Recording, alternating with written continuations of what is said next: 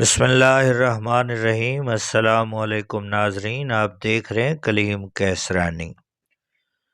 حضرت جابر بن عبداللہ رضی اللہ تعالیٰ عنہ سے روایت ہے کہ ہم رسول اللہ صلی اللہ علیہ وآلہ وسلم کے ساتھ غزوہ ذات الرقاع میں سفر کر رہے تھے۔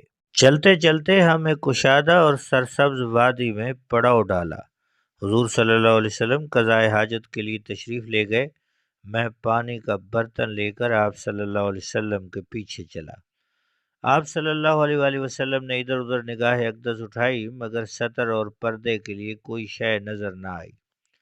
یکا یک وادی کے کنارے دو درخت نظر آئے۔ سرور عالم نور مجسم صلی اللہ علیہ وسلم ان میں سے ایک کے پاس تشریف لے گئے۔ اس کی ٹہنیوں میں سے ایک ٹہنی اور شاخ کو پکڑ کر فرمایا، اللہ پاک کے حکم سے میرے ساتھ میری اطاعت میں چل۔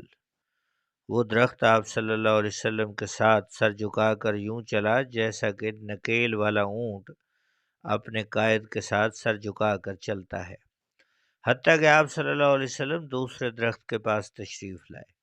اس کی شاخ پکڑ کر فرمایا، اللہ پاک کے حکم سے میری اتباع کر اور میرے پیچھے چل۔ وہ درخت بھی پہلے درخت کی طرح آپ صلی اللہ علیہ وسلم کے پیچھے چل پڑا، حتیٰ کہ دونوں قریب ہو گئے۔ آپ صلی اللہ علیہ وسلم ان کے درمیان کھڑے ہوئے اور حکم دیا، اللہ پاک کے حکم سے مجھ پر مل کر پردہ بناؤ۔ چنانچہ وہ دونوں جڑ گئے۔ ان کے اوٹ میں رسول اللہ صلی اللہ علیہ وسلم نے قضائے حاجت فرمائی۔ جب حضور اکرم صلی اللہ علیہ وسلم واپس تشریف لائے تو دونوں درخت اپنی جگہ پر واپس چلے گئے۔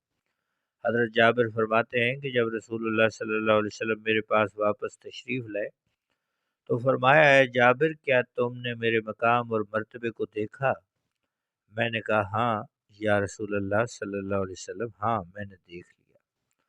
سبحان اللہ۔ ناظرین، آپ نے دیکھا کہ رسول اللہ صلی اللہ علیہ وسلم کے حکم پر درخت کس طرح زمین کو چیرتے ہوئے آپ کے پیچھے پیچھے تشریف لائے۔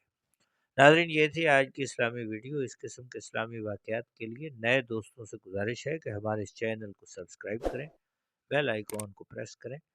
بہت شکریہ۔ اللہ حافظ۔